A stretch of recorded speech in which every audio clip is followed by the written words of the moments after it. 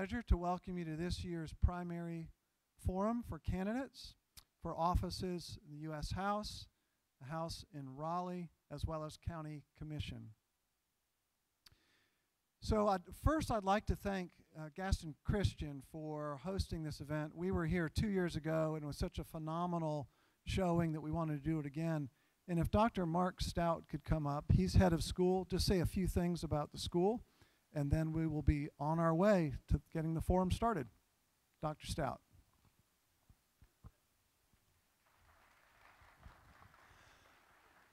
Thank you.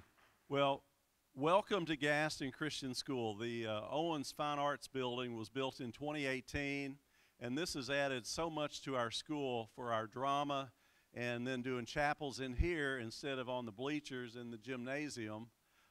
It's just been wonderful. And we've just added the Student Life Center on the other side of the flagpole, and that's where we eat meals every day. Moved away from Papa John's, Subway, and Chick-fil-A. So we've had some real good additions, but our attitude toward our facilities is they're here for the community. So this is just exciting. When Steve DeAvery called me about it, I said, definitely, because that's what we want to do. We don't want our facilities to rust out. We want to wear them out.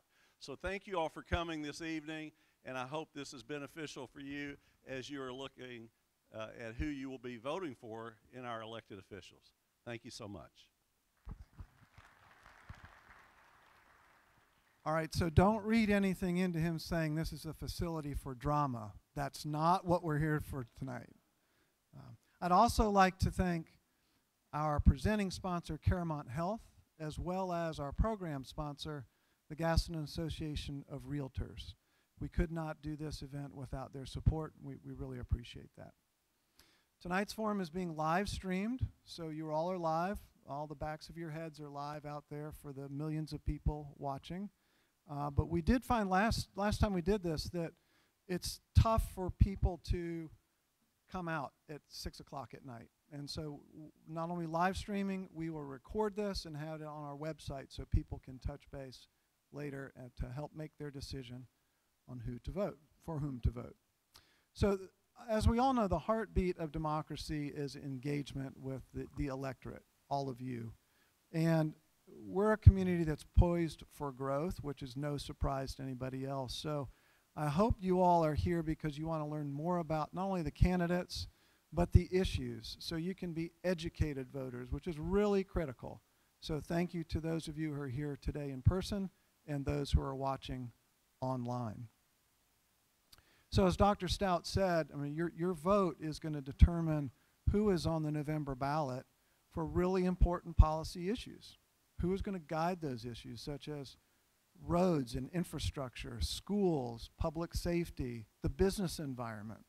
And so every single vote matters.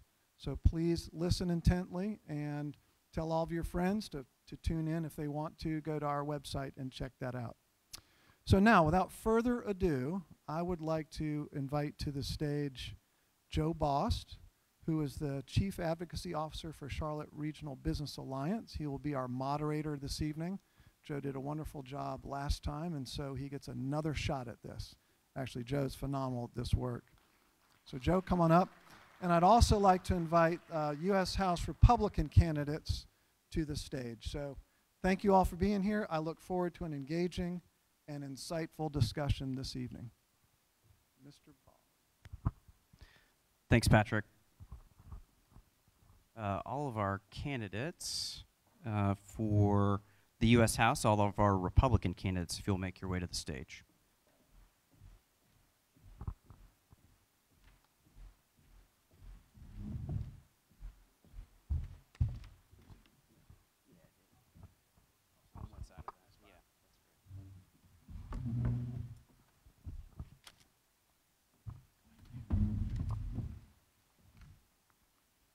Okay, so before we get started, I want to make sure I go over the ground rules for our candidate forum tonight. Each candidate's going to get 2 minutes for introductions. Our timer, Steve DeAveria, will hold up a yellow card when you have 15 seconds left and a red card when your time is up. I'll try not to be too rude to you, but no promises, okay? Specific questions will be directed to candidates who will have 60 seconds to answer. There's going to be no time for rebuttals until closing comments. Questions will be asked of candidate groups for approximately 15 to 25 minutes. Again, each candidate will be given 60 seconds at the end of their segment for each closing statement. And again, the questions were provided by the Gaston Business Association. So let's go ahead and jump right in, and we'll start with Mr. Speaker, Tim Moore. First question, and then we'll go across, and then we'll go back from there. Question one, how will you engage with constituents to gather input on policies and decisions if you're elected? Well, good evening. It's good to be with you. I would very simply do what I do already and have done as a member of the State House now for 22 years, and also serving as our Speaker of the House for 10 years. A lot of outreach in the community, a lot of involvement hosting folks in Raleigh, but really more importantly is, I'm born and raised in Kings Mountain. I'm from this district. I know the challenges and struggles that we have dealt with, and really just being among the folks that I've had the honor of representing and that I will have the honor of representing in Congress, to be very engaged in that, and we'll continue doing what we're doing. So I did not allow for you to give your 2-minute introduction, which I apologize for not doing that. So take your 2 minutes, and then we'll do the same, but then again, the question will be absolutely along the way. Well, I'm Tim Moore, born and raised in the big city of Kings Mountain, North Carolina, just a few minutes from here. And I've had the privilege of serving in the State House now for 22 years and serving as the Speaker of the House for the last 10 years. During that time, very proud of the reforms and the changes that have happened in North Carolina.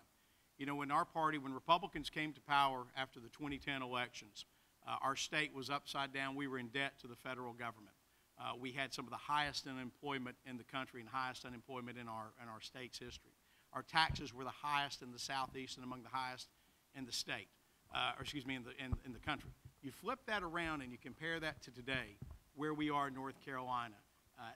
Really very proud of that work that we've done. A number of my colleagues, by the way, are here tonight. I see Senator Overcash, who's over there, Representative Loftus, Representative Torbett, Representative Hastings, who are here, a great team of folks. And so it's been an honor to serve this district in the State House. And again, looking forward to being your voice in Congress going forward. Lillian, why don't you take 2 minutes to introduce yourself, and then I'll repeat the question so that you can have that teed up. Good evening, everyone. My name is Lillian Joseph, and I did not grow up here. I grew up in a third world country because my parents were career missionaries. They were career Christian missionaries. And I have a little bit of a different global and community perspective because of that. I am currently a business owner, but I've worked grassroots with children, with families, and I've been in the North Carolina courts as an administrator, and have also worked in nonprofits for over 32 years. I have really enjoyed my work, but I realized that I needed to get into politics if I was really going to make a change and make an impact in people's lives. Really excited to be here, and thank you. And the question is, how will you engage with constituents to gather input on policies and decisions? Constituents are the people that give us, as representatives, a voice. So talking to them, listening to them, conversing. I had a roundtable in a county just last week, and they gave me things that I had never thought about. I thought I had it all figured out when it comes to the national debt and what we need to do with inflation in our economy. So really reaching out, making sure that they understand that we are accessible as representatives to our constituency. Thank you. Mr. Gregory, take 2 minutes to introduce yourself. My name is Jeff Gregory. I too grew up in Kings Mountain. I know Gaston County very well. No one will work harder for Gaston County than myself. I was instrumental in helping bring the New Hope Post Office to Gastonia back years ago. I was in charge of mail deliveries for years in the 90s. I was postmaster all around Spruce Pine, Pisgah Forest, Brevard. What I'm here to tell you today is it's not okay to kill babies up to 12 weeks. And that's not a political statement, that's a biblical statement. It's not okay to have open borders. Matter of fact, we don't have an immigration problem anymore. We have a national security problem. It's not okay to do business with communist countries. We're giving communist Vietnam $1 billion of our tax dollars, and they are still in violation of the Paris Peace Accord. It's not okay to do business with China and give them a favored nation status. In 1979, I was in Okinawa, Japan, when the plane landed where they was going to go open up relations with China, and we started watching it from there. In 1980, we started buying all of our pharmaceuticals from China. 90% of our pharmaceuticals, 80% of our antibiotics. It's not okay to do business with them. It's not okay because once they get into the business realm, then they can go and open up and have lobbyists go and push their agenda even further. We have to look at what we do for our people. The Constitution says the general welfare of the people is where the money's supposed to go, not the illegal aliens, not to foreign countries, not to support war, not to send our sons and daughters over to countries and know nothing about them, care nothing about them, and they know nothing about, to die in vain. So what I'm telling you today is, you may not like me, but you don't have to like me to love your country. If you love your country, you'll vote for me. And Mr. Gregory, how will you engage with constituents to gather input on policies and decisions? Well, that's what I did my whole life. I was a postmaster all around dealing with the people in the community, and you have to put you a good team together because you can't do all of it, but you want to keep your finger on the pulse of the people. You want to know what is going on in the community, what's going on in their needs. And I've been part of seeing what's going on. Growing up in a mill village in Kings Mountain and going all around these places, I've seen the closing of factories. I've seen the closing of textiles, and we have failed. Our representatives, you don't know, everything that's happened is because of who we put in D.C. So what we got to do is put the right people in there to communicate and put a good staff together that'll make sure that they stay in touch and let the people know we are working for them and what are their concerns and their issues and work on that for the people. Not get up into D.C. and work on our own self-serving agenda, because you go two reasons to D.C., to serve or self-serve. Right now we're being self-served. I'm going to stick with you in the spirit of going down and then back. Okay, Mr. Gregory, what are your priorities for North Carolina and the nation if you're elected to Congress? Well, the first priority of government is to keep people safe. So we want to make sure we look at the border. If you follow me 10 years ago, you've seen I said close the borders, close them. Close the borders for 5 years if you have to, except for commerce, to protect the people and find out what's going on. Because we have fentanyl coming across the border like it's candy. And we've got to protect our people. The other thing is we've got to look at what kind of industry we want in North Carolina. We've got to look at what we want to bring in here. In the old days of industry coming and saying, you know, we want to hire these people. They want people ready and trained for the type of jobs they bring in here.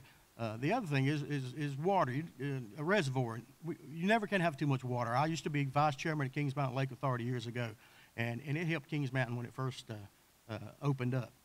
So what we do as far as bringing here, we have to make sure that we're ready to bring the industries we're looking for. Ms. Joseph, same question. What are your priorities for North Carolina and the nation if you're elected to Congress? I have talked to so many people over the course of the last few years in preparation for this position that I'm running for. And what I've heard over and over is the border, yes, and our economy, our national debt. With border security, we have to be able to adjudicate asylum cases in Mexico. Once people come onto U.S. soil, as you know, it's very hard to keep track of them. We have to get legal teams down to the border. We need more resources right down there. We have 27 well-identified gaps. We have to address those. When it comes to the national debt and our economy, we have to bring high-paying wages right here to Gastonia, to Gaston County, and to the whole district. We cannot make a dent in our national debt unless we increase productivity, unless we get our GDP fixed and get more money in there. We're not going to do anything about our national debt. Thank you. Speaker Moore, same question. What are your priorities for North Carolina and the nation should you be elected to Congress?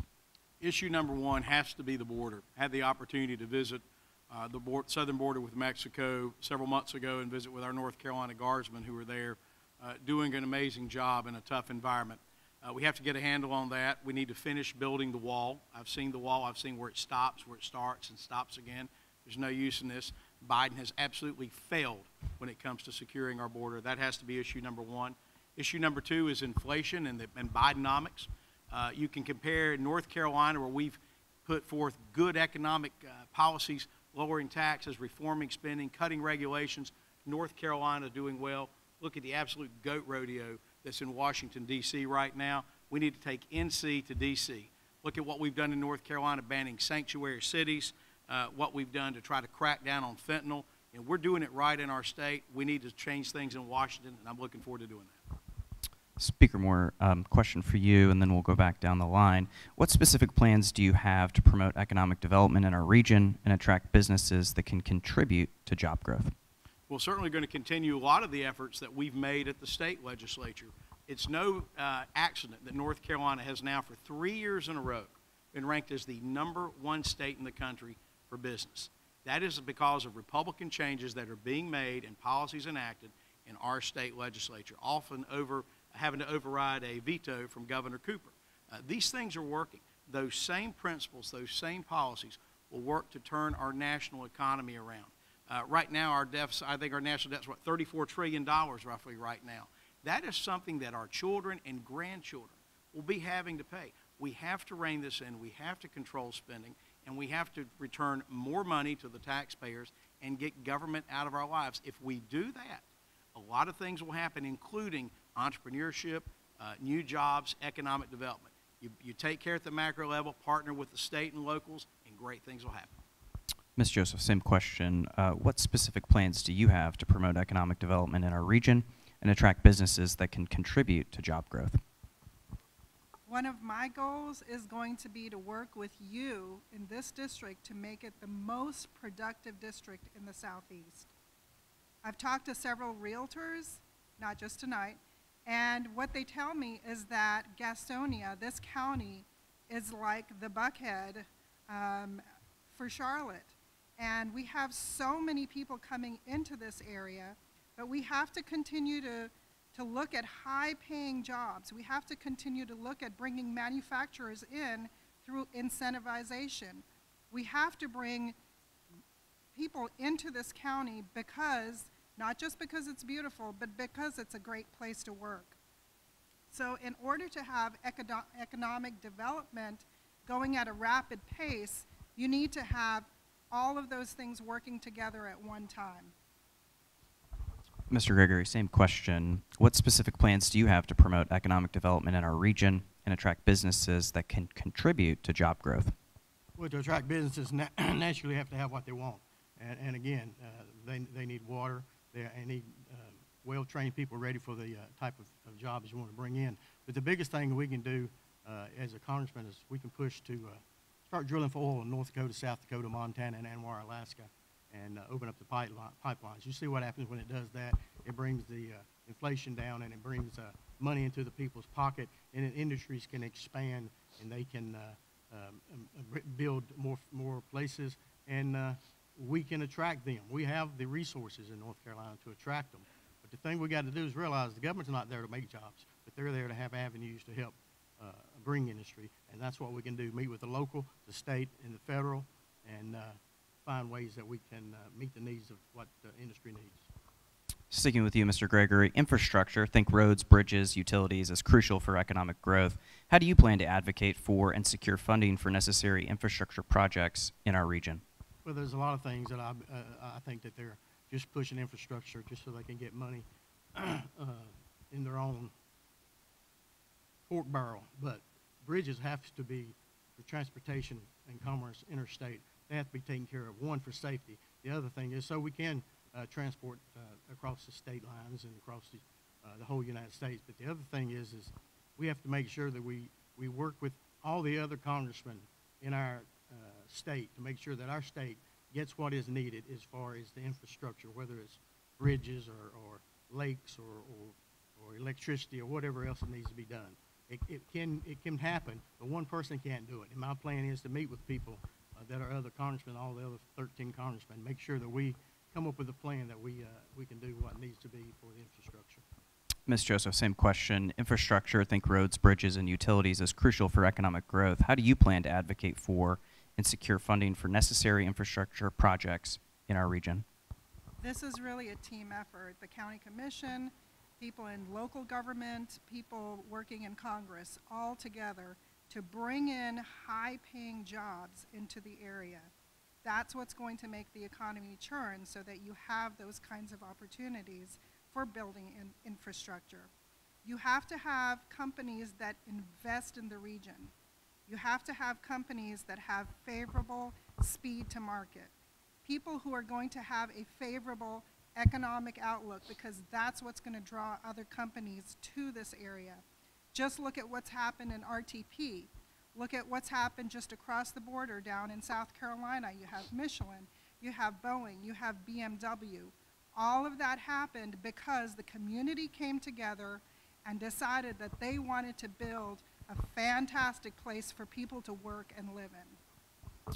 Speaker Moore, same question. Infrastructure, think roads, bridges, and utilities, is crucial for economic growth. How do you plan to advocate for and secure funding for necessary infrastructure projects in our region?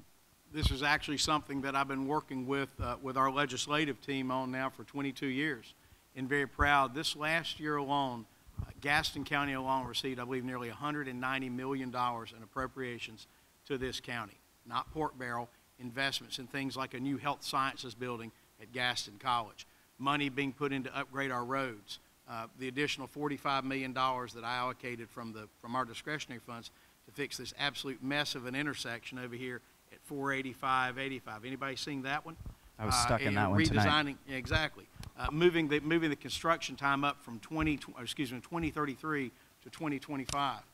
This is something that I'm prepared to go to Washington day one and get done for our district. You can look at our track record of what we've been able to do for this region of the state, and I promise you we can do even better when we're in Washington. So this is going to be the last round of questions, and then after everybody answers them, we'll do our closing statements by each candidate. So Speaker Moore, we're going to stick with you. From policy and approach standpoint, what makes you the best candidate in this race? I would simply say that when it comes to running for office, anyone can say they're going to do X. The difference is I've got a proven track record of the work that I've sought to do for this community now for 22 years, 10 years as Speaker of the House. You can look at the past, look at what we've done, look at the accomplishments. That same work ethic I will take from Raleigh to Washington. Look, we are in some dangerous times right now, whether it's geopolitical events, just an absolute economic mess right now, teetering on recessionary times, the border situation which has been discussed, so many things right now. And it is very important that this region and this state, frankly, send a delegation of members to Congress that are ready to go to work for this district and this state day one. I would submit to you I can do that. You have a track record of votes and legislative accomplishments, and I'd like to do the same thing for this region in Washington. Ms. Joseph, same question. From a policy and approach standpoint, what makes you the best candidate for Congress?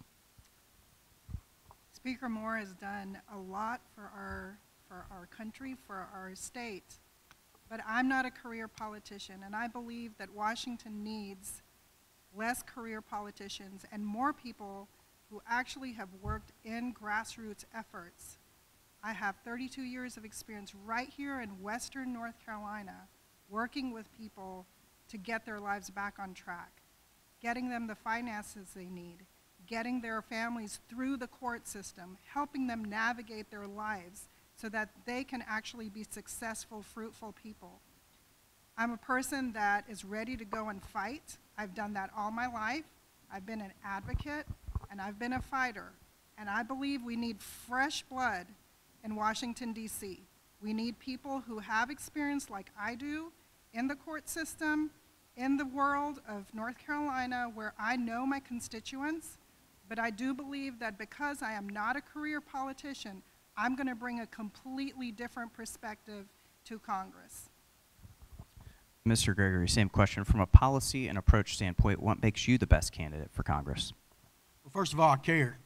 I care about my country. I believe in God, family, and country. I believe in serving God and supporting your family and honoring your country. I've done all that. I've been successful in everything I've done. I'm a decorated veteran, retired postmaster, served on the first space shuttle support team. I'm a trained federal accident investigator at the University of Oklahoma. I used to work for Piedmont Airlines. I've been all around and I've seen what's happening in our area. I've served in Okinawa. My dad served in Korea. Grandfather served in France. And you go on down the list. Brigadier General Isaac Gregory, my great-great-great-grandfather, American Revolutionary War. We've served our country well. I believe in standing toe-to-toe to the enemy. My son's a captain in the Army now.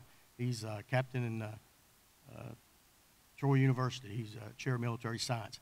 I have no problem standing toe-to-toe. I stand toe-to-toe with union bosses doing contracts, and I have no reason to go other than go and serve our people, our nation, and our country. Thank you. That concludes our questions, and so each candidate will be given 60 seconds to provide a closing statement. Mr. Gregory, we'll start with you. Like I said, I'm ready to go and serve. I'm 66-year-old. I am a term limit candidate. I'll go for 4 years, and then I'll come back home and help another true American go to D.C. I'm not going for any reason other than to serve our country. That's what I've done my whole life. The oath I took 40 years ago never dies. And that oath means a lot to me. And if you'll see on my table out there, I've got the Constitution and the Bible. That's the two things you should read, cherish, and defend, because that's what our country is, and that's what they're after. And its Constitution is the supreme law of the land. And we have over 33,000 federal statutes. We have to go up there and look what is constitutional, what's unconstitutional. And when I go, that's what's going to happen, is I'm going to take the Bible and Constitution with me, and I'm going to serve you people like you need to be served and deserve to be served constitutionally. Ms. Joseph. I'm Lillian Joseph, and I am asking for your vote and for your support. And one thing I didn't get to talk about, which is extremely important to this county, to this district, is education. K through 12 is under siege right now. We have to get our students ready for college or for technical school or for university or college. We have to get them on track with English comprehension, with science, with math, with the fundamentals, so that we as an economy can grow. We have to have our vocational schools and our community colleges ready to take high school students so that they can build, the technicians can build cars of the future. We need plumbers. We need building contractors. None of those people will go to a four-year university and be able to get what they need to get out of a technical college program. So I just wanted to put in a plug for all of you that have been working in the community colleges, in the schools, and I recognize we're in a school right now, so I felt like I needed to say that, but I am Lillian Joseph. I'm asking you as a mother, as a grassroots worker, a person in the community, I'm asking you for your vote and for your support. Speaker Moore. Well, thank you. I appreciate you all having this forum this evening. Looks like we're actually ahead of schedule, too. That's very unusual with a group of folks right on running time, for sir. office. Wow. Just want to thank the opportunity to be here to make my case to serve as your congressman for the 14th District. Look, North Carolina is getting it right compared to what's happened in Washington.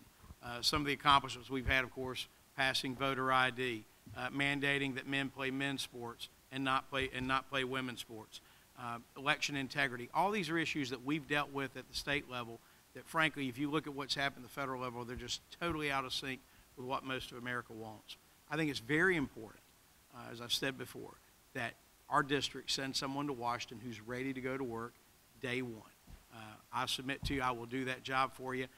And for those who wonder about career politicians in the state legislature, it's a $13,000 a year salary. So we all have other jobs. I'm an attorney still in practice as well as serving in the state legislature. But of course, going to Washington will be a big change. I'm ready for it and would ask for your vote in March 5th and also in the fall. Well, please give our candidates a round of applause.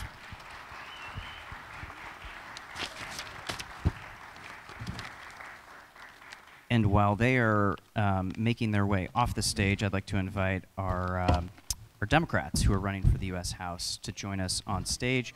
And while they're coming up and our candidates are going off, if you're an elected official and Speaker Moore didn't recognize you, why don't you stand up, say hello, wave your hands. I see Donnie. Yep. Thanks for being here. It's really important for y'all to be here. So thanks for coming out.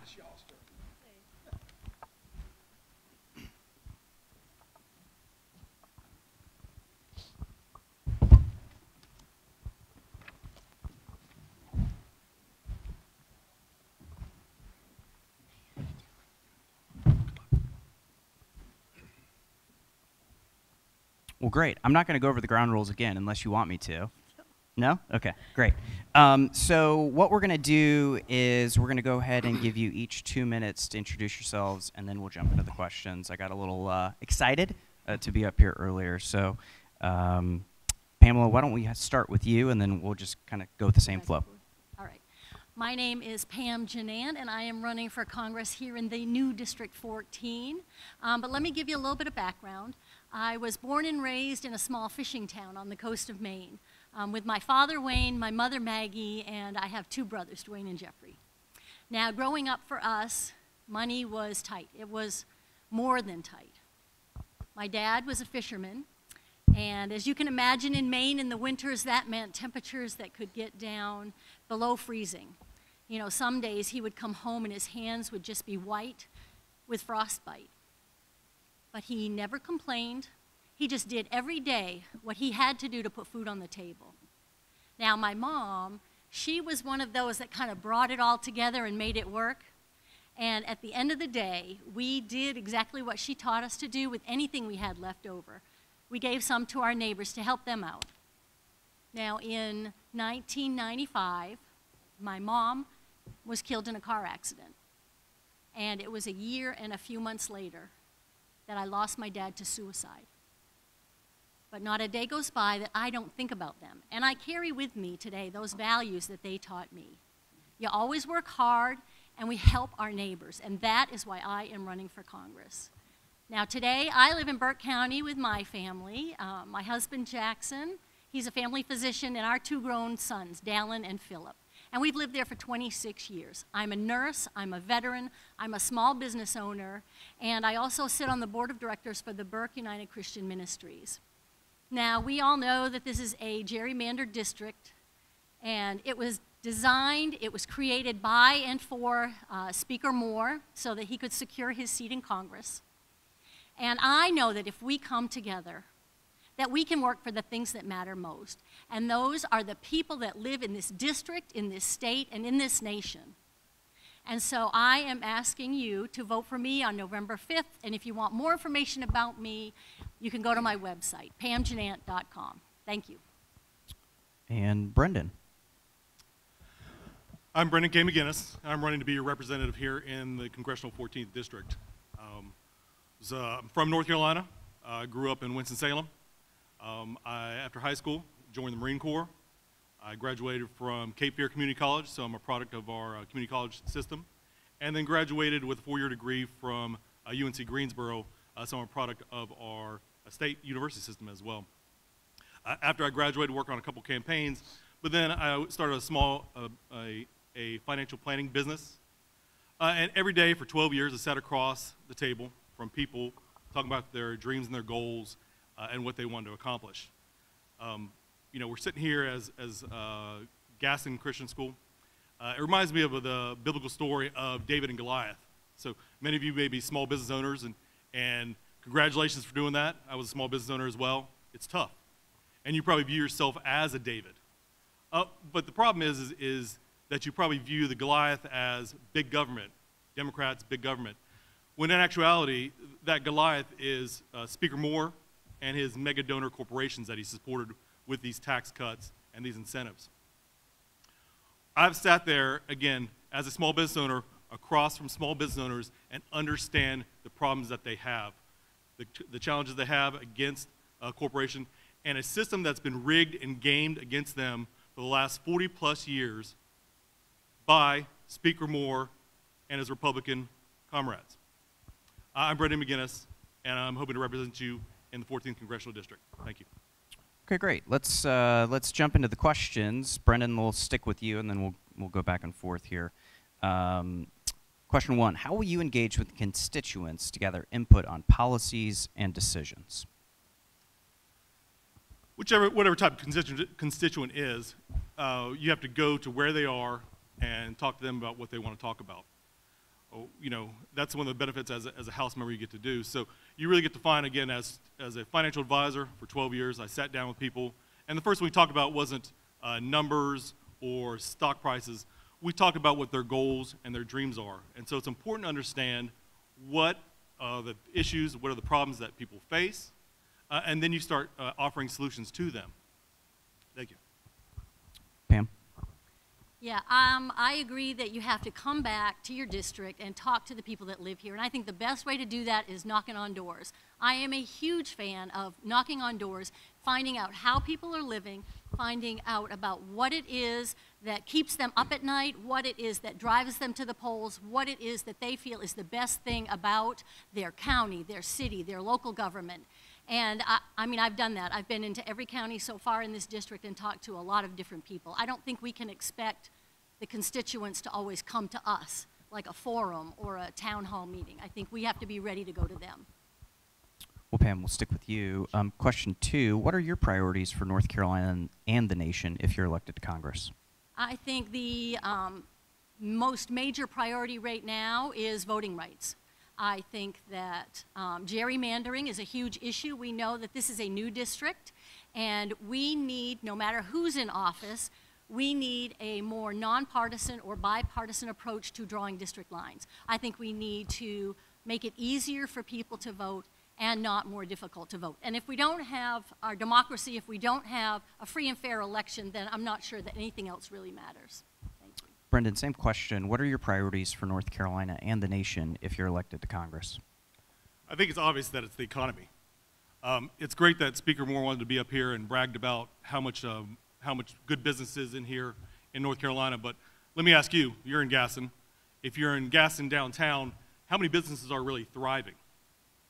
You look at east to Charlotte, how many Amazon plants are being built? The thing to understand is that if you pay Speaker Moore, he'll be your friend. But until if somebody else comes along with more money, that's when he's going to pay them as well, or be along with them as well. So again, he's brought Amazon to our doorstep, and he's putting small businesses out, and so you need to sit there and do things that are going to help small businesses. Thank you. Next question, Brendan, we'll stick with you. What specific plans do you have to promote economic development in our region and attract businesses that can contribute to job growth? On a federal level, obviously, you have to talk about investment, bringing in infrastructure for companies. Again, you know, we talk about as far as Speaker Moore talked about bringing dollars to this district, but that's very nice. Those are your dollars. You know who's not putting taxes or paying for those roads is Amazon. So he's just returning the dollars to you. So on a federal level, you got to look for investment. You got to put infrastructure in place. And on the local level or state level, you know, that requires state investment. And Speaker Moore has been in charge for a number of years, and that investment hasn't come. Pam, same question. What specific plans do you have to promote economic development in our region and attract businesses that can contribute to job growth? You know, I think that there are two areas for this topic, and one is manufacturing and bigger business, and especially in our rural areas where we have lost a lot of manufacturing jobs, I think there is a perfect opportunity for growth in manufacturing and good paying jobs with benefits in our rural areas. I also think that we need to support small businesses. I heard it too. Yeah, you heard it too? Okay. We need to support our small businesses. As a small business owner myself, having the resources, having mentorship programs, things like that, so that our small businesses can thrive in this district. You know, the small businesses, they live here, they have their families here, they have employees here, they spend their money here, so that's where we need to invest that time so that they can help to grow our communities and strengthen our communities. Thank you. Pam, we'll stick with you. Infrastructure, think roads, bridges, and utilities, is crucial for economic growth. How do you plan to advocate for and secure funding for necessary infrastructure projects in our region? Yeah, I think that, you know, of course it means working with a lot of people. It's not one person is not going to go to Congress and suddenly there's going to be just money dropping into our laps. So it requires building networks and building relationships across the aisle so that we can bring that here. I also think we need to expand our idea of infrastructure. It has to include childcare. It has to include elder care. It has to include education. And it has to include workforce housing. If we're going to have the infrastructure that supports businesses, it has to be all of the infrastructure.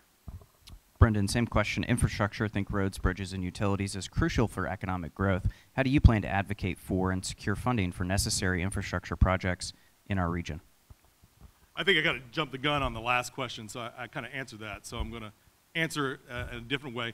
The gentleman that was up here previously was right. One of the things that we need to do is why are our jobs going over to China? Why are they going over to Vietnam? What we need to do is we need to incentivize companies to bring their jobs back to America and to our America's partners. What they do is, again, we can incentivize them to bring those high-paying jobs here to North Carolina, but then what we can also do is or the U.S., we can incentivize them to bring those lower-paying jobs to Central America. What that does is it actually solves the border crisis as well. We can sit there and talk about building walls, but again, who's going to fund that? It's going to be you. If we can stabilize our countries with jobs, there's less migration, and that's fixing the cause of immigration, not the effect, which is building a wall, which is a waste of money. Thank you. Brendan, we're going to stick with you. So from a policy and approach standpoint, what makes you the best candidate for Congress?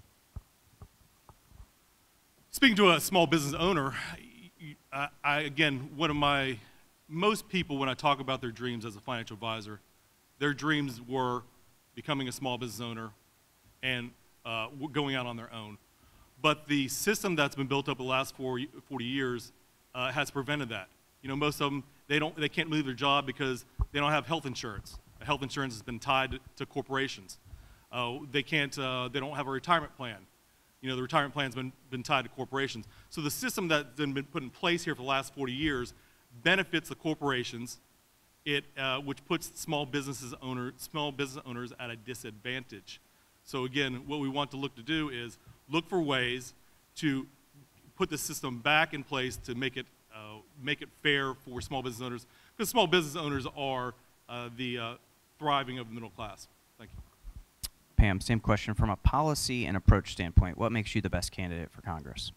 Because I feel that I really represent the small business owner and I represent the people of this district. You know, this is not a rural versus urban issue, this is a rural and urban issue. And I know that this is a gerrymandered district, but we have to remember that it includes Rutherford, Polk, Cleveland counties, it includes Burke County. So we have a lot of rural area in this district, and it has to include all of us. We all have to move forward together on this. Well, that concludes the questions portion of our segment here. So we're going to give each of you 60 seconds to give a closing statement, and Pam, we'll start with you. You know, I live in Burke County. Burke County has been in 6 different congressional districts in less than a decade. 6. That means that the voters do not know who their representative is. They have no idea who's on the ballot, and they're confused about that. And that's done on purpose because that will keep them at home. I mean, if you didn't know who represented you or who you were voting for, why would you get out and vote? So again, I think I have to reiterate that the gerrymandering, the voter suppression laws, and the way we're tackling this issue is really putting our elections at the hands of the legislators instead of putting the power of the elections back into the hands of the people where it belongs. Brendan, your closing statement. As I've talked, I was a small business owner. I sat across the table from individuals, couples, families, which included small business owners, and I heard the struggles that they face in terms of not only maintaining their business, but actually opening their business as well. I'll repeat again, we can sit there and talk about how great the North Carolina economy is for businesses, but that isn't small businesses. That's corporations. That's the mega donor friends of Tim Moore and his fellow speaker Tim Moore, of his friends in the legislature. The point is, he is your friend as long as you can pay him. He will be your friend until somebody else who has more money than you will come along, and they will be his friend. So you may be in his favor now, but that may not always be the case.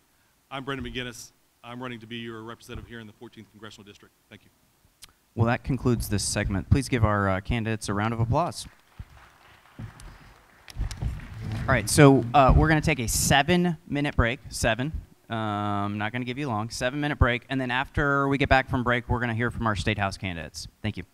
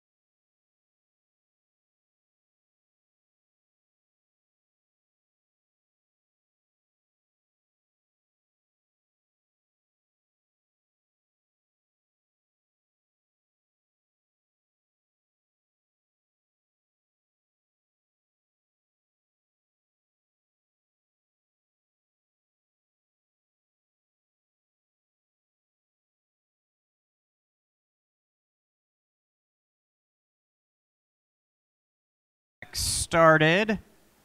If you will take your seats. Thank you. Thank you. Thank you. Thank you. Appreciate that.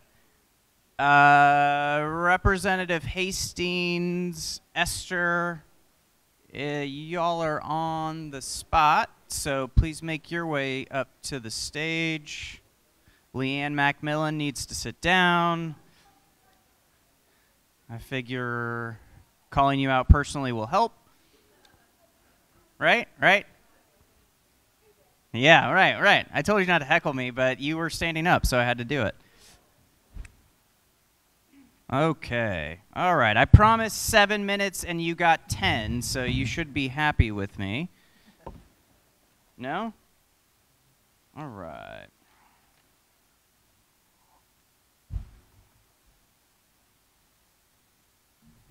Fantastic. Okay. I'll go through the instructions right quick, just so that you all know. Each candidate will get 2 minutes for introductions. There's going to be a timer held up when you have 15 seconds left, which will be a yellow card and red card when your time is up. Specific questions will be directed to candidates who will have 60 seconds to answer. No time for rebuttal until closing comments. This segment will last anywhere from 15 to 25 minutes. And then at the end, each candidate will be given 60 seconds for a closing statement. So, Esther, you're right here, so why don't we go ahead and start with you for your opening comments. Hello, my name's Esther Scott. I am running for North Carolina Representative District 110. It covers Gaston and Cleveland counties. I'm a strong constitutionalist, and my stances on issues have developed from the Constitution and related amendments. I believe the social contract our Constitution represents is what makes America the incredible nation that it is. Whether it's the First Amendment or the 26th, our living document keeps America strong. I have previously served 4 years as the Gaston County Soil and Water Conservation District Board, and while serving on that board, they had elected me chairman, so I was chairman for all 4 years I was on the board. I have also worked with the Gaston County Republican Party and served as a secretary for them for 2 years. My background in occupations, let's just limit myself to what I'm doing right now. I am a tax preparer. I work with a publisher out of Charlotte. I am a website programmer, and I was delivering for the post office, but you cannot run for a partisan position while being part of the post office, so I had to stop doing that job. But hopefully I can pick up the politics instead. So that I am not a career politician, I am a career hard worker, and I will, if elected, go in, learn what the job is, get it done, and represent the workers, the employers, the business owners while I do so. Thank you. Again, my name's Esther Scott. Representative Hastings, your opening comments. Yes, sir. Thank you. So, first of all, it's an honor to be here, and especially to have the sponsors take the time to do this so we can speak to the people, so they can actually hear what our thoughts are, what our beliefs are, what our backgrounds might be. And since my opponent mentioned the U.S. Constitution, which is very important, since I serve at the state level, I thought I would mention the state constitution. In fact, generally, I carry this around with me in my car. And a lot of people forget about our state constitution. And it's really important to understand that people can get caught up in federal issues, but we have a big responsibility at the state level. And I'm so thankful that my wife and daughter have allowed me to do this, and the people of the district have allowed me to serve. And I do hope to continue to serve again.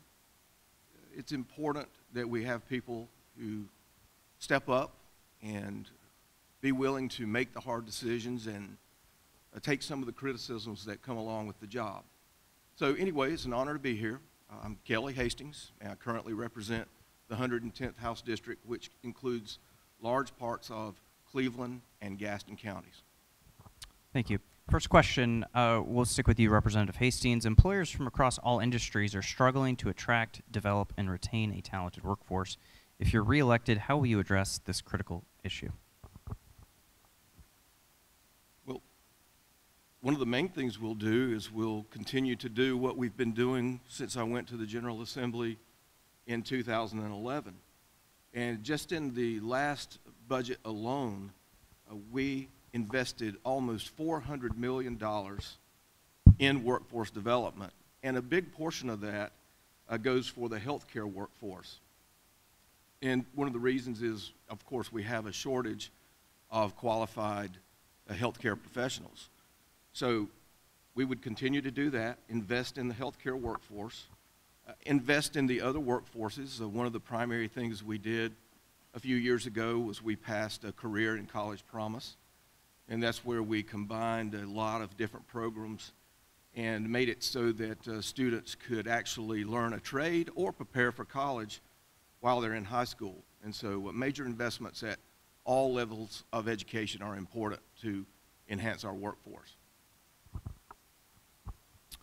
Esther, same question. Employers across all industries are struggling to attract, develop, and retain a talented workforce. If you're elected, how will you address this critical issue? Well, part of it is the wage inequality that is happening right now. A lot of people aren't being paid enough to continue to work. They get caught up in their day-to-day struggle of just getting food on the table, so they don't invest in themselves. They don't have time to invest in themselves. Several people, like myself, hold more than one job. So expanding minimum wage to $10 an hour, $15 is appropriate for New York and New Jersey and the big states, but down here with our rural communities, $10 an hour would be appropriate to encourage people to get invest in themselves. And that's, I believe, an important part of what the employers need to do is work with their employees as part of all the things that they're doing. Thank you. We'll stick with you for next question. So funding for large-scale transportation projects is complicated and requires a mix of local, state, and federal dollars. Help us understand your role in this process of funding important projects if you're elected. Infrastructure is essential for growth, both at the employee level and for quality of life of everyone living here. We're talking roads and planes and trains. One of the things we need to continue to work on, and I've been listening to Torbett talk a lot about his work on the transportation, of getting a good train structure as our cities in North Carolina continue to grow.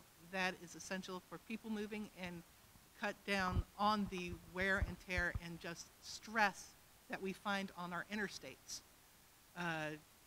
Then also web and internet communication is necessary for people both when they work and when they are outside of work.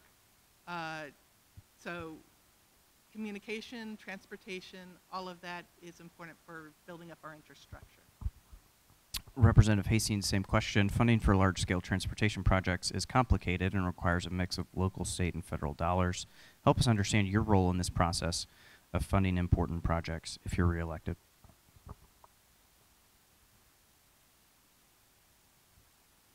It's probably important to explain to everybody where we've been in this state and where we are. We used to be under the old equity formula where road projects were funded in the budget, pet projects. And we passed strategic transportation investments, which brings an objective scoring process to road building. And the federal government mandates metropolitan planning organizations and rural planning organizations. And within those organizations, we're in the Gaston, Cleveland, Lincoln MPO. And only 2 entities now have the ability to submit projects for prioritization. And that's our division engineer and our MPO.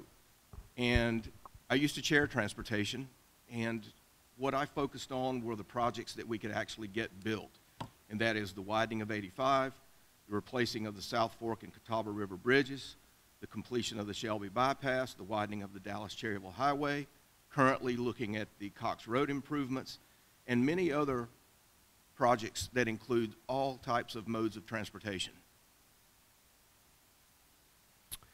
We're going to stick with you, Representative Hastings. Next question, how would you balance the need for community development and infrastructure projects with the rights of property owners?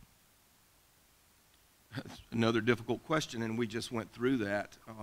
As you know, the state had what was called the MAP Act, and the MAP Act is where the government came in and, in essence, took people's property without their constitutionally afforded just compensation. It was a really bad situation. And the MAP Act was challenged, and it went to court, and that provision that allowed the state to do that, the government to take property without just compensation, was ruled unconstitutional in essence. And so what the MAP Act did was it allowed corridors to be named, and they could sit on the books for years, but people were not compensated in a timely manner. And so we have to continue to support policies where if private property is taken, just compensation is provided to the private property owners quickly. Esther, same question. How would you balance the need for community development and infrastructure projects with the rights of property owners? Well, eminent domain obviously is a hot topic. It's been a hot topic for 300 years in America and anywhere else. We have to figure out how to balance the community needs against the private individual. The private individual owning property needs to be compensated for their property if it is taken for community projects. The challenge is making sure that it's done in a just and legal fashion. And as Mr. Hastings talked about, that is an ongoing issue right now that they're trying to resolve. I guess if I get elected, I would step into that situation and have to figure out the best methods that are the tools available at that time, since it's a moving project right now. We're going to stick with you, Esther. Next question. What specific policies or initiatives do you propose to promote economic development in our region and enhance opportunities for local businesses? Well, businesses, as we started off with, are looking for good employees. Good employees with good compensation, minimum wage increase, tipped minimum wage increase. Then also education is absolutely essential. The businesses have the employees they need now, but there's always people leaving, transporting to other places, retiring. You have to have the new people coming in have skills. So getting the education system in place so that employers and employees can constantly, the employers let the school systems know what they need, and the school systems make sure that those schools' classes are available to them. And then transportation infrastructure, there's a lot. It's a big project, but at the end of the day, businesses is how we grow. So we need to make sure that they have the tools they need. Representative Hastings, same question. What specific policies or initiatives do you propose to promote economic development in our region and enhance opportunities for local businesses?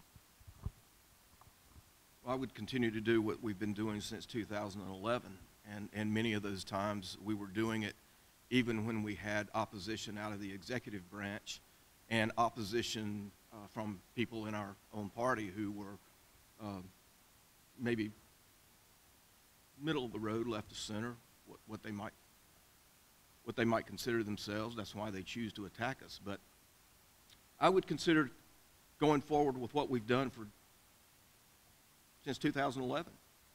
Lower taxes, less crime, student learning, providing for safe communities via not defunding law enforcement.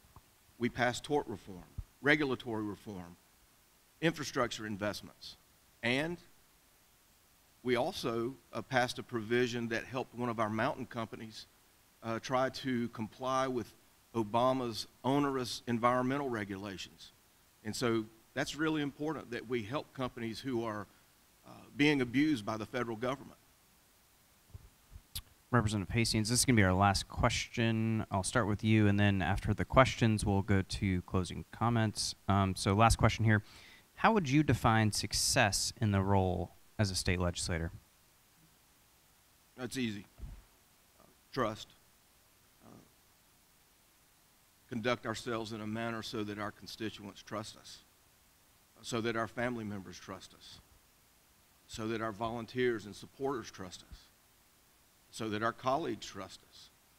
And in my position, I'm a little bit like Jesse Helms was. I have to say no a lot. Often I have to say no, and people get mad at me for not being an insider. But when I do that, they know that I'm not kowtowing to the elitist in Raleigh. They know that I'm there to keep my word, and I do think that I've established quite a bit of trust with the people I represent. Thank you. Esther, same question. How would you define success in the role as a state legislator? Getting more diversity into the House. It's been really nice tonight to see so many women up here and to see the growth.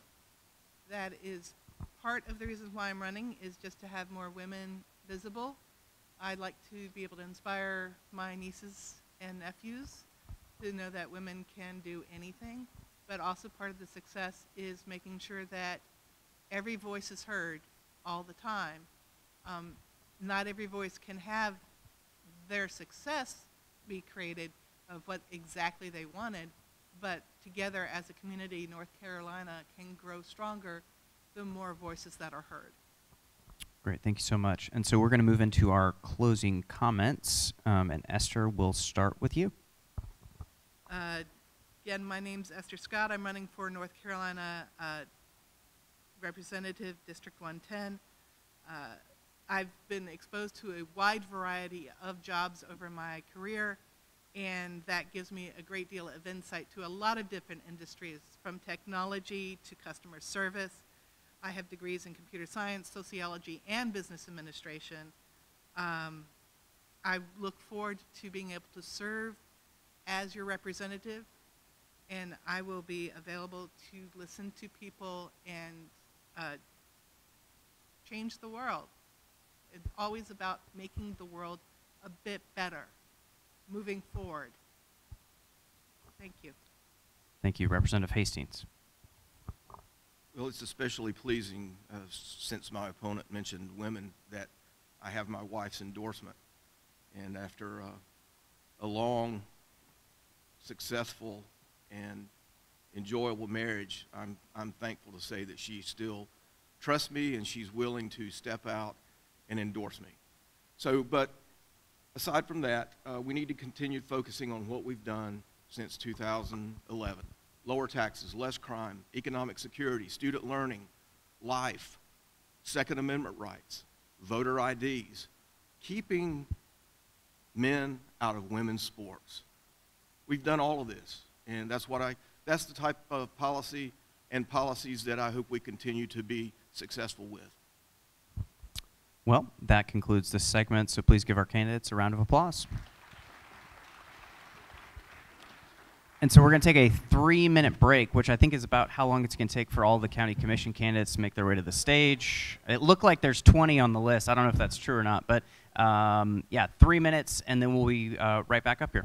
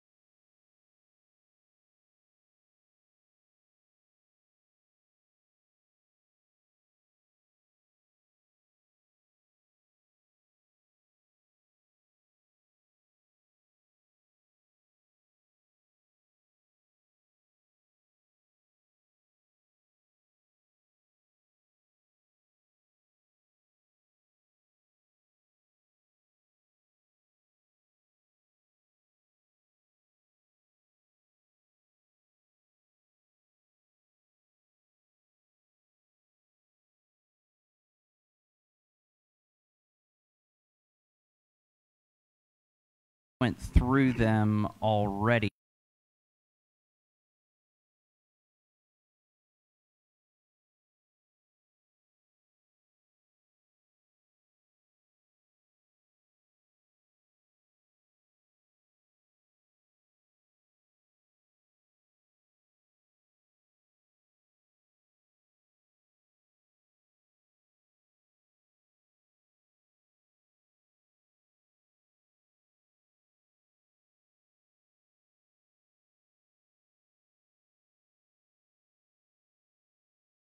Start with you. Thank you so much, Mr. Boss. Thank you again to the GBA for putting on this forum and allowing citizens of Gaston County to hear the particular views of those of us who are on the stage tonight. I am Bob Hovis. I have been your Crowders Mountain Township Commissioner for 2 terms. I'm seeking a 3rd. And it is an extreme pleasure and honor for me to represent the citizens, all the citizens of Gaston County, not just the Crowders Mountain Township, which is where I have resided for my 69 years of age. I've been very fortunate to raise both of my children with my wife of 46 years right here in Gaston County. I have had the opportunity to serve my community, Bessemer City, on the Planning and Zoning Board as chairman for 9 years. I've had the opportunity to be a 2-term mayor in Bessemer City. And after that, I've approached Joe Carpenter, who had this seat prior to myself, and asked him, was he planning on running again? And he was. So I respected Joe and appreciated all the work that he had done for our county and our township. And then 4 years later, I asked him, and he said that he was happy to step down if I were to sign up to run in his place. And I have enjoyed every day. I am retired. I have time to do all the work. I attend more meetings than I probably need to sometimes. But it's a pleasure for me to represent the citizens of Gaston County and to help the county move forward as we have done in a robust period of time for these last 7 years. We've been very fortunate. We've created a lot of growth. We've dealt with growth. We've actually had the opportunity to move the county forward in many, many ways. And I look forward to having that opportunity to continue to do that a 3rd term. Thank you very much. My name is Mark Seelinger. I am running for the County Commission in the South Point Township. I have previously served on the Belmont City Council and most recently as the mayor of Belmont. And during my time there, I successfully pushed through 2 cuts to our tax rate and significant updates to our land development code to better account for the impacts of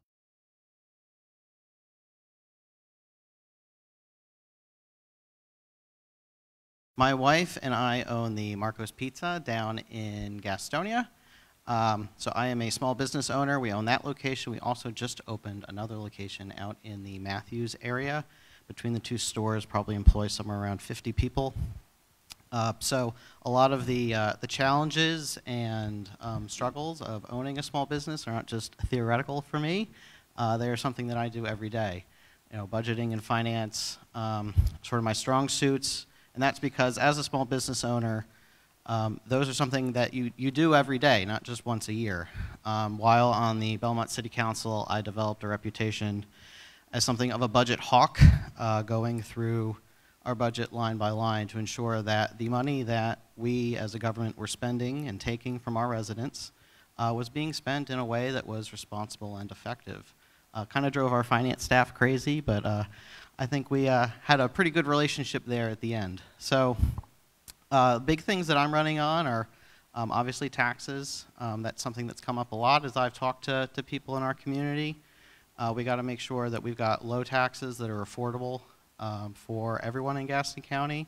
Other areas of concern for me are obviously education and then properly investing in things like our county police and sheriff's office, as well as making sure that we're taking care of our community fire departments. Thank you. Good afternoon. My name is James Bailey. I'm running for also the South Point Township of Gaston County Commissioners. Born and raised here in Gaston County. My father and mother grew up here. Father built houses for over 40 years in this area. I know quite a bit about the infrastructure of this county and where it's going and where it's been, and it hasn't improved in a number of years. My background, I'm retired from the Air National Guard.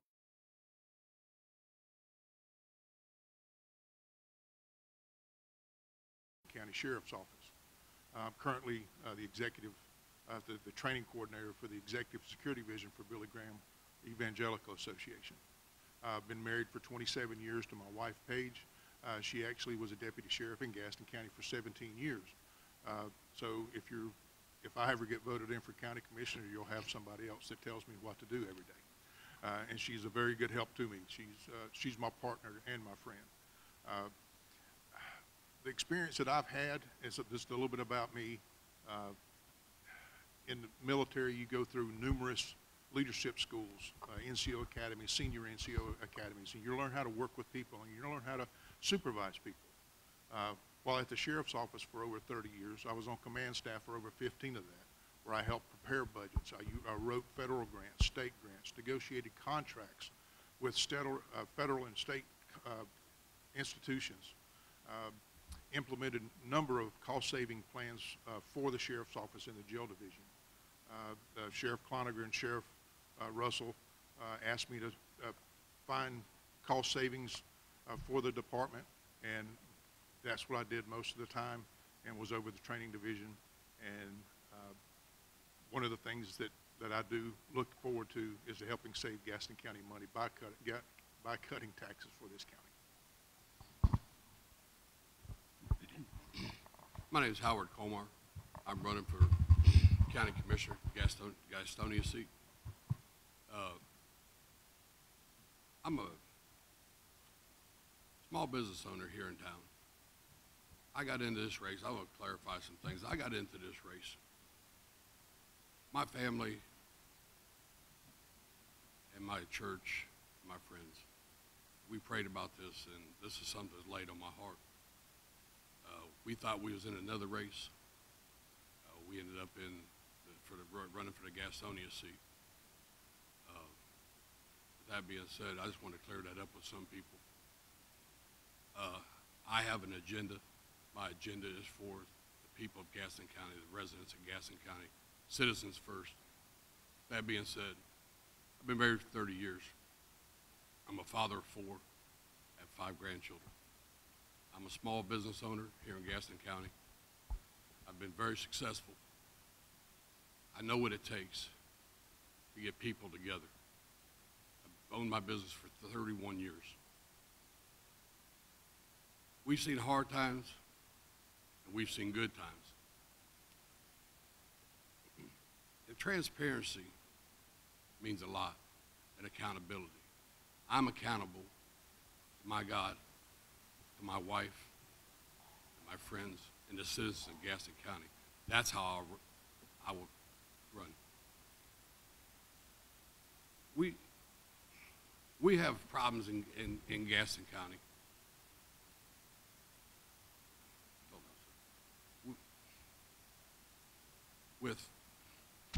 I'm sorry.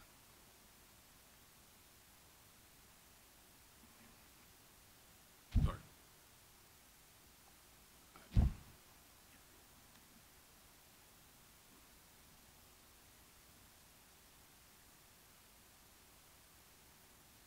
I'm good. Do you want to continue? Okay. Good evening, ladies and gentlemen. Thank you all for being here, watching remotely from wherever you might be. I'm Scott Sheehan, running to be your next Gaston County Commissioner for the Gastonia Township. I'm a Gaston County native, been a small business owner here for over 30 years. I'm not your typical politician. What I am is a politically incorrect conservative with a backbone.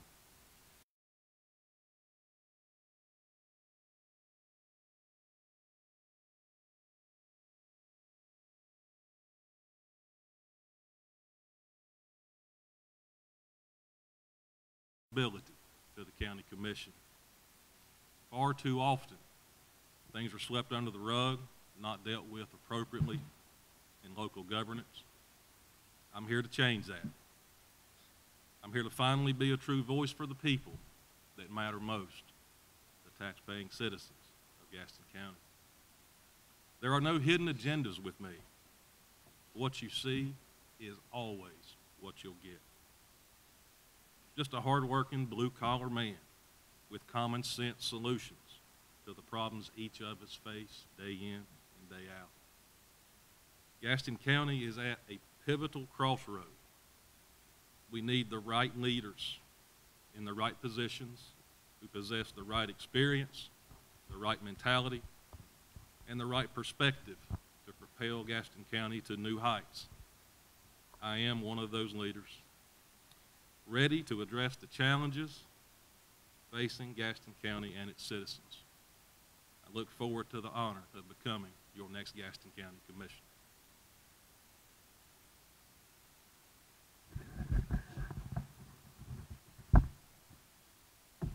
Hello, everybody. I'm Blair Hall. I'd like to thank the GBA for having this forum and allowing everyone to come and sit and watch.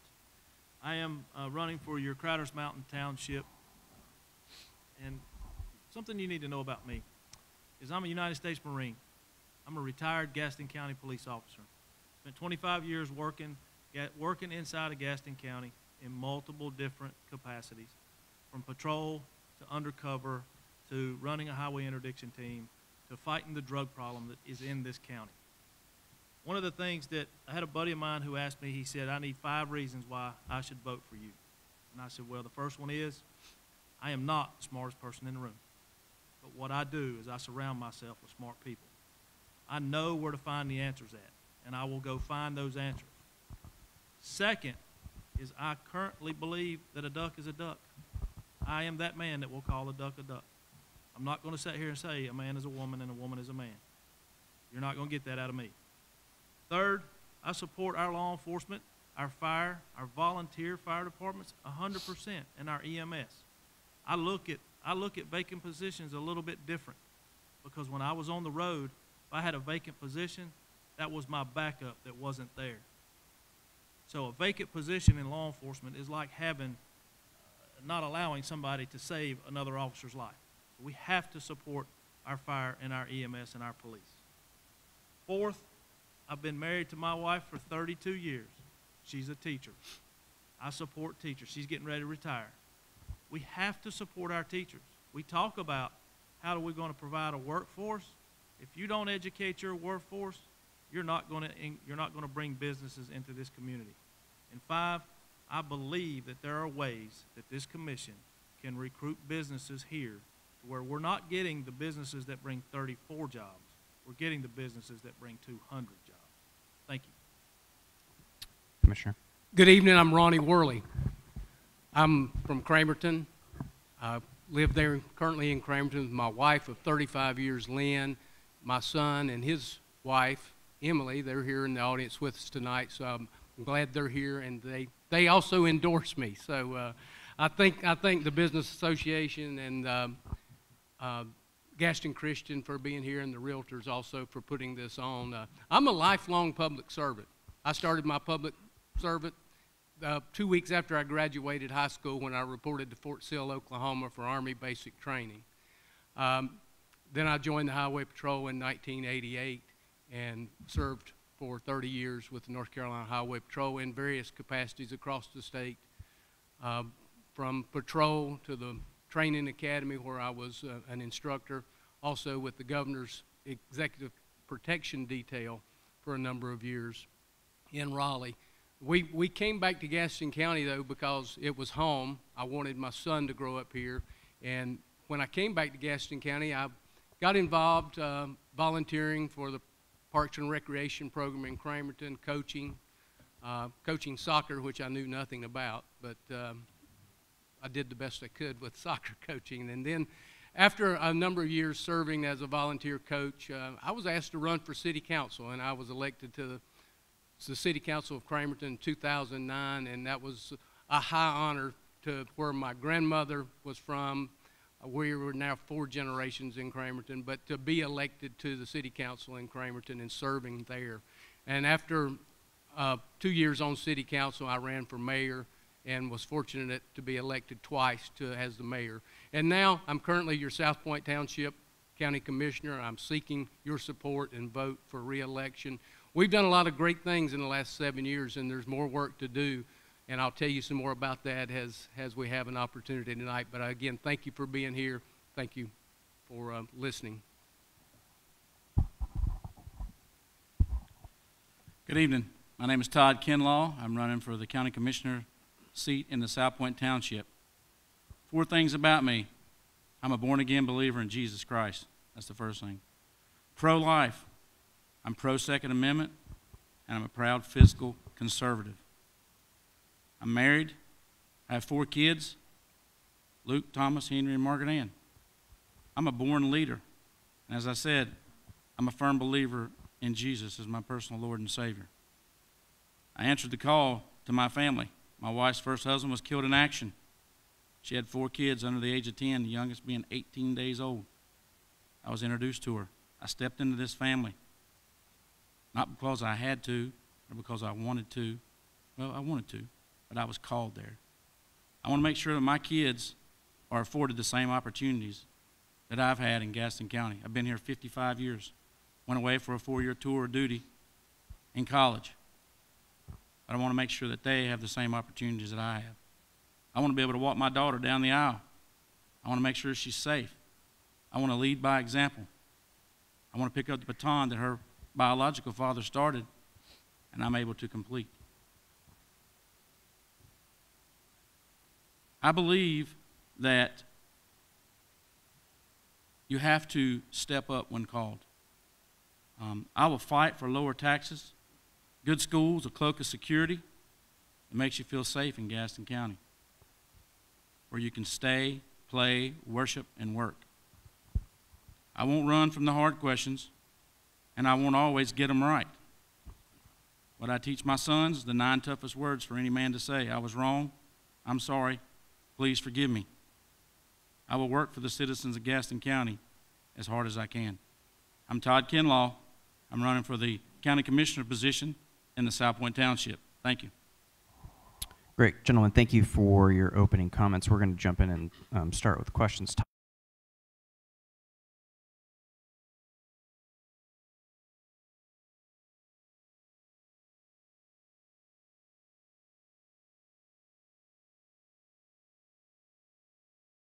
Well, we have to engage the local businesses that are here, and then when we have another business that's looking to come, we want to make sure that we have the infrastructure and shovel-ready sites so that there's no delay and that our community is presented as the top county in the state. So make sure we have a good workforce. As I said, I promote schools. I'm currently on the school board. But we've got to make sure we have a ready workforce that's ready to step out into that workforce as soon as they're either out of high school, out of community college, or out of their 4-year degree. So we've got to have that ready. Great, thank you. Commissioner, how do you plan to promote and support economic development in Gaston County, particularly in terms of attracting new businesses and industries to the area? Well, I'm glad you asked. Economic development probably is a little known part of what a county commissioner does, but we have been very successful with economic development. We're going to continue those practices. But to give you an idea about this, in the last 5 years, we have recruited more than 10 million square feet of office, industrial, manufacturing space to Gaston County. That's more than $1 billion, and I said billion, in investment right here in our county. Created more than 2,000 jobs right here in Gaston County that people don't have to travel to Charlotte to go to work. Go look at the Gaston Tech Park. Go look at Apple Creek. We're currently looking for other sites. The Oaks in Belmont is almost full. Along I-85, you see the Gateway 85. So economic development, we have been very successful, and we'll continue those same policies to promote and recruit businesses and also help our local businesses here at home. Great, thank you, Blair. Same question. How do you plan to promote and support economic development in Gaston County, particularly in terms of attracting new businesses and industries to the area? Well, one of the things that we need to do is we need to look at how other counties have been attracting businesses to their locations. I believe Cleveland County has countywide water and sewer. I think I spoke to someone in Lincoln County yesterday. They have countywide water and sewer. And I think we just had a big, huge development go in up in Lincoln County. And that is one of the reasons that they went there, is services like that attract businesses. And having an educated workforce and providing services for business, that's how you attract them. You bring them in. And yet, we do have, 85 is littered with these big old warehouses, but a couple of them sitting empty, begging for space. And those buildings don't have 200 to 300 to 400 people working in there. If you notice those warehouses, they're dock to dock. They're dock to dock. Truck's going to back up on one side, guy's going to grab a forklift, he's going to go take it off and put it on another one. That's those businesses. Those are that square feet that they're talking about. We need square feet that puts people to work. Thank you. Great, thank you. Scott, same question. How do you plan to promote and support economic development in Gaston County, particularly in terms of attracting new businesses and industries to the area? Simple answer, it's going to require a collaborative of education, training, and infrastructure. Our infrastructure systems here are aging and failing. There has to be immediate investment into those systems to attract businesses to come here.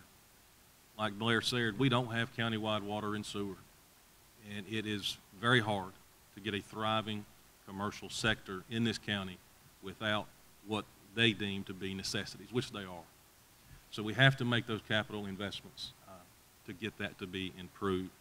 And then on top of that, we have to train those people, and we have to educate them. And it's going to be a constant revolving door, but we have to be vigilant, and we have to stay after it in order to be successful where we want to be. Great, thank you. Howard, same question. How do you plan to promote and support economic development in Gaston County, particularly in terms of attracting new businesses and industries to the area? Well, one thing, we have the fifth most busiest airport in the country. It's closer to Belmont than it is Charlotte. So we have to bank land and have it shovel ready for the companies that are wanting to come in here. So they know what they have as far as property. We have to bank that land toward Belmont in order to draw good business in here. There are a lot of warehouses. We want good jobs in here, good paying jobs. The workforce, I can tell you, we don't have a good workforce in Gaston County. I own a machine shop. I can't hire somebody off the street. We don't have people, plumbers, machinists. We don't have those kind of people. We have to do something, some kind of trade program, something in this county for these kids. Thank you, James. Same question. How do you plan to promote and support economic development in Gaston County, particularly in terms of attracting new businesses and industries to the area? All right, well, one of the main things right now is our infrastructure. I actually met with 2 engineers the other day from Belmont, and they said that the infrastructure in Belmont, most of it has been outdated since 1987. That's not going to attract anybody. These 2 engineers work for big companies. They said they're not interested right now. We need everybody to sit down together, the county, the municipalities, small business owners, and people like us. Sit around a table, discuss what we need, what we want for this county. We have to make that decision, not just us, not just me, not these guys here. Everybody has to make that decision. What direction do we want to go? What do we want to introduce to the county? You know, do we want big business? Do we want shipping docks? No, we don't want shipping docks. We got buildings all over Gaston County, just a bunch of warehouses. I agree. That's not jobs for the Gaston people of Gaston County. We want good paying jobs, and we want this county to move forward in a smart way. Thank you. Great, thank you. Mark, same question. How do you plan to promote and support economic development in Gaston County, particularly in terms of attracting new businesses and industries to the area? Well, I think that some of the lowest hanging fruit actually has to do with the Charlotte Douglas Airport. As one of the other candidates mentioned earlier, you know, most of the eastern half of Gaston County is actually closer to that airport than most of Charlotte is. And yet, we only have 3 hotels that can adequately service business travelers going in and out of that airport. There is a whole stretch of Wilkinson Boulevard in Belmont that is primed for redevelopment to service the people flying in and out of that airport. And I think that that's some of the biggest opportunity that we have, particularly in the South Point Township, for economic development in that part of the county. The other thing I'd say is that, you know, I want every downtown in Gaston County to be as successful and dynamic as Belmont's, and a lot of that comes down to supporting the small businesses that make up those downtowns. So we need to make sure that the county is bringing its economic development resources to bear on supporting the needs and what those small businesses need. Thank you. Great, thank you. Commissioner, we'll go to you. How do you plan to promote and support economic development in Gaston County, particularly in terms of attracting new businesses and industries to the area? Gaston County has the model for the state. Our economic development director and staff have done an outstanding job. Mr. Hicks was recognized by the association of his peers statewide last year, and I had the opportunity to attend where he received the President's Award. Very prestigious award given to only one individual who promotes economic development in the state, and Mr. Hicks received it. He's also been president of that group on 2 different occasions. Donnie is known in the entire state and actually everywhere this side of the Mississippi for his economic development prowess. The last 4 incentive grant programs that the Gaston County Board of Commissioners approved were not warehouses. They were places of manufacturing locations. They paid 22% above our average wage. We're doing things right. We just need to keep it up. We've already surpassed the textile recession, and now we're not having the property tax of residents bearing the brunt of the county's budget. Thank you. Commissioner, we're going to stick with you for the next question, and then we'll work our way down. And this will be the last question for you all, and then we'll do closing comments after we make it down the line. So, Commissioner, what is your strategy for addressing and improving the county's infrastructure needs to accommodate the growing needs of the community, and how do you balance that with the rights of property owners? Gaston County does not build roads. Gaston County does not treat sewer. We do not supply water. But Gaston County does work with our municipalities to extend their water and sewer opportunities into areas within the county when it so fits the needs of the community. We're in the process now of spending ARPA money to extend to 3 elementary schools that are currently serviced by wells. Those schools will now have municipal water systems providing them with that. At the same time, those lines from where they exist in the municipality now to there will have the opportunity to serve other citizens, residents, and businesses. We work collaboratively and collectively with all of our municipalities whenever we see the opportunity to take county investment dollars because they pay back twofold. Thank you. Thank you. Same question, Mark. What is your strategy for addressing and improving the county's infrastructure needs to accommodate the growing needs of our community, and how would you balance that with the right of property owners? Well, the key to this is partnership. So that's partnership with the cities and towns where a lot of this growth and development is occurring, partnership with the state that can also support us in these needs, and partnership with the people that are coming in here to do the actual development work. In Belmont, we actually got really good at this process. Thanks to the leadership and the partnership with our local legislative delegation, we were actually able to bring in, or actually they were actually able to bring in $10 million in the state budget this year for sewer and water projects within the city of Belmont, which I think that's a model and a partnership that we definitely need to continue, and leveraging those partnerships is very important for solving these problems. Another thing that we are able to do is work with developers that are coming into town and getting them to partner with us on infrastructure needs in and around their project sites. So that's obviously a negotiation with them and ensuring that we have a good conversation with them as they're building their projects. Thank you. Great, thank you. James, what is your strategy for addressing and improving the county's infrastructure needs to accommodate the growing needs of the community, and how would you balance that with the rights of property owners? Right. Well, one of the things, we've discussed a lot of stuff tonight that deals with a lot of it, but not a whole lot of people has talked about the individual property rights. The main thing that we need to look at is almost overgrowth of some parts of the county. I think sometimes you need to step back for a second, look where the infrastructure is at. No, the county doesn't do a lot of things, with the roads, with actually the water and sewer, but we can limit the zoning. We can say, guys, you need to slow down a little bit. Let's let our infrastructure catch up with the people. If we want certain things in a county, let some of the people from the county speak up. And you talk about partnerships. I agree. The partnerships should be with the citizens of Gaston County and with the business owners and with the municipalities and the county. Everybody should work together.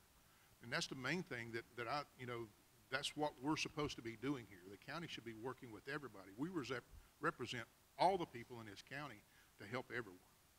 Great, thank you. Howard, same question. What is your strategy for addressing and improving the county's infrastructure needs to accommodate the growing needs of the community, and how would you balance that with the right of property owners? I agree. We have to partner with other municipalities. It's too late for the county to start doing sewer and water. It's too late. We're way behind the ball. You're not going to do it now. What we do have to do, I have to agree with Jim, we have to slow the growth down. Somehow we have to slow it down, but we don't control the city of Gastonia, what they do. They can annex and come in and do it. The county has no reach at that. So, our hands are kind of tied as a county commissioner. Your hands would be tied with that. The only thing you can do is put an impact fee out there. And I know nobody wants to hear that. Some people want to, but there has to be an impact fee put on these homes. So many homes, whether it's 10 homes, 20 homes, whatever it may be, it will slow it down, and it won't hurt any realtor in the county. We're talking about these builders coming into our state, building houses, not homes. They're building houses, and they're going to be, I'll say it, they're going to be low-income houses eventually. Okay, thank you. Scott, what is your strategy for addressing and improving the county's infrastructure needs to accommodate the growing needs of the community, and how would you balance that with the right of property owners? Well, I think this is one area where probably all of us are going to agree. And we're not going to sound like a broken record up here, but number one, it takes collaborative communication between municipalities and the county. We all have to have an open line of communication to see what needs are and how to address them. It's going to be a team effort there. Number two, there has to be accountability. I think far too often that broken promises are made and people don't hold their feet to the fire, and we have to have accountability when addressing this infrastructure issue. And I believe Mark said it very well. It is going to take a collaboration of building good relationships with developers to come to the area. There has to be a way to share some expense and to get a little bit of piece of the pie on both ends. That way that the taxpayer in Gaston County is not totally burdened by that cost, and we still get the development that we'd like to have here. Great, thank you, Blair. Same question. What is your strategy for addressing and improving the county's infrastructure needs to accommodate the growing needs of the community, and how would you balance that with the rights of property owners? Well, I think property rights should always be first and foremost.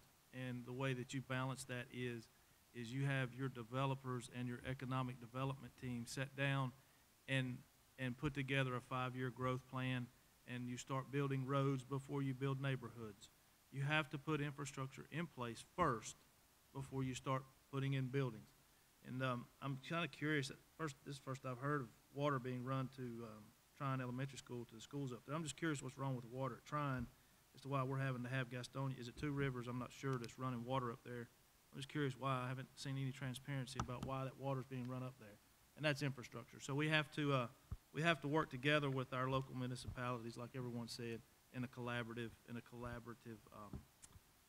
effort to work with developers to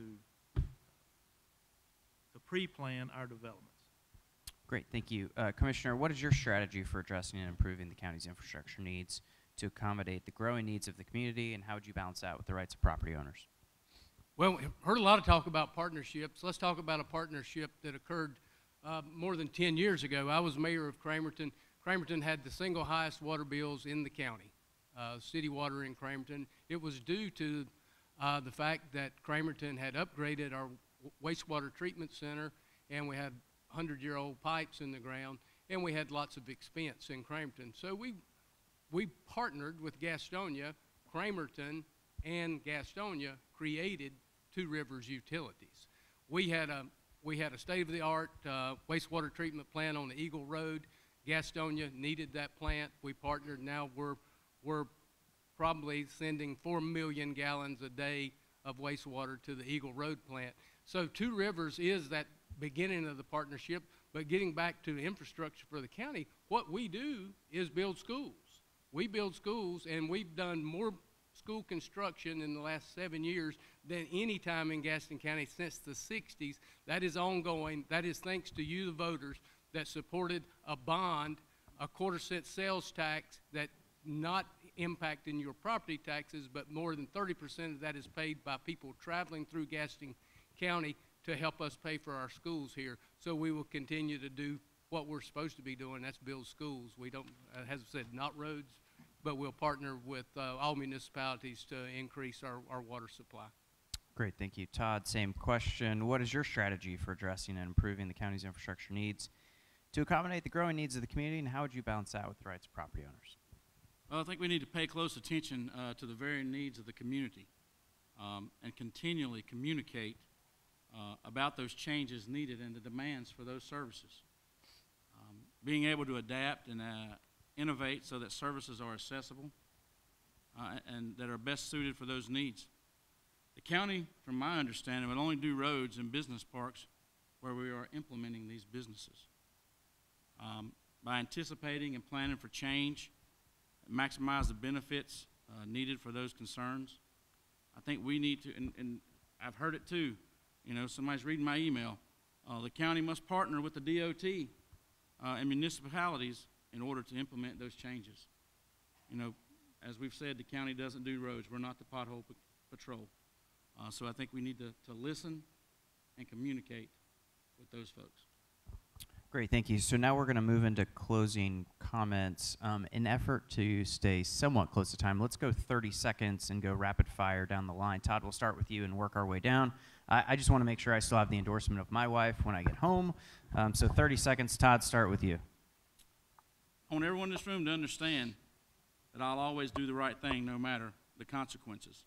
The same folks in this room voted for me to be your representative for the Gaston County School Board. I humbly ask you to cast your vote for me for the Gaston County Commissioner's position in the South Point Township. As I said almost 2 years ago, it's Todd with one D. If it's good enough for God, that one D is good enough for Todd. Thank you, and I also ask you to continue to pray for me and the rest of these gentlemen that are on this panel. Commissioner. Thank you. Just in closing, we've heard a number of things that's wrong in Gaston County. Let me tell you some of the things that's right. Four tax rate reductions in the last 5 years. The last one was a 20-cent reduction in the tax rate for Gaston County. That's one of the things that's right. We've addressed the county's financial situation. We now have a AAA bond rating. AAA bond rating means when we go out to borrow $50 million to build a new school, $60 million for Greer, that we're going to get the best interest rates on that. So those are things, economic development is going out of the park right now. So that's a good thing that's happening. We continue to partner with all the entities in the county, and I thank you for the privilege of serving for the last 2 terms on the county commission, and I ask for your support on March 5th. Thank you, and God bless you. Thank you. Blair? I want to thank my wife for standing behind me and supporting me and allowing me to take the time out of our relationship to provide it to you, the citizens of Gaston County. I have been serving this country and this county since I was 19, and I want to continue to serve it. And folks, everybody in here knows the definition of insanity. If you want to make some changes, now's the time to do it. If you're not happy with the way Gaston County's been run for the last 7 years, 8 years, you know what to do. Vote for Blair Hall, y'all. Scott. In closing, I'd just like to say I've got many things that are very precious to me in my life, but I'm going to give you a brief glimpse into just a few that I hold very near and dear. My God, my family, my country, my county, and the Second Amendment. My true passion is to make Gaston County the best that it can be now and for future generations to come. We've all had enough of broken promises and false rhetoric. We're all ready for someone to finally put personal agendas aside and be a good steward to the citizens of Gaston. I am that candidate ready to go to work for you. So I ask you all to stand with Sheehan for a stronger Gaston County. Thank you. Howard? With my experience with the youth over the last 35 years, and my experience as a small business owner for 31 years in Gaston County, with that experience, I think I would be your pick for the Gaston County seat. I've been in the trenches with these kids, with these parents. I know what the people want. One thing you will get with me is transparency. I have nothing to hide. I'm an open book. Vote for Howard Colmar. Thank you. Thank you. James? All right, just make it quick and, everybody in this room has problems with Gaston County. The best thing that we have in Gaston County is the people of Gaston County. I have had at least 4 or 5 people over the past couple months let me know that they're going to have to sell their homes and move out of Gaston County because they can't afford the tax rates on their homes. That's my job, is to try to cut the taxes for Gaston County so people can stay here.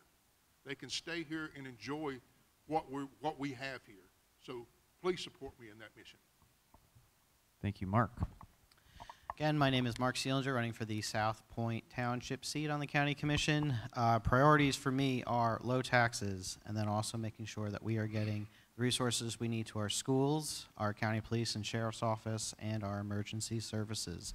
These are critically important to the future of Gaston County, and it is important that we are balancing the incoming growth that is coming with the needs for these services. So happy to talk to anybody afterwards. Find me when we're done here. Thank you.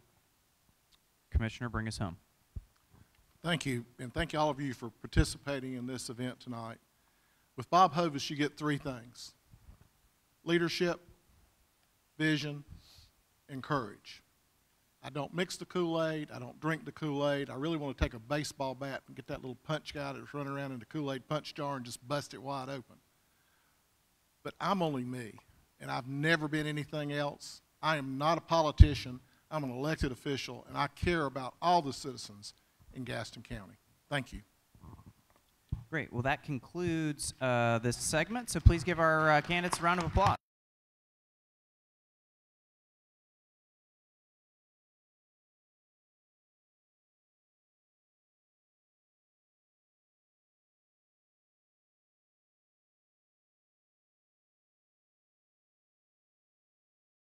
Vote for your preferred candidate. I'd like to thank the Gaston Business Association for inviting me to participate with you all tonight. And thanks to the sponsors, CaroMont Health and the Gaston Association of Realtors. And with that, we stand adjourned. Thanks so much.